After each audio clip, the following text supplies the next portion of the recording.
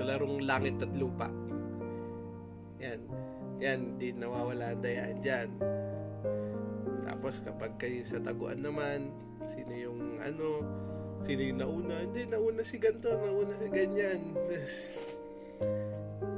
Yun. Kung nakaka-relate man kayo, di ba? Siyempre, yung mga batang 90s, 2000, ito yung mga panahon na hindi pa uso yung cellphone. Kaya talagang sa labas lang naglalaro.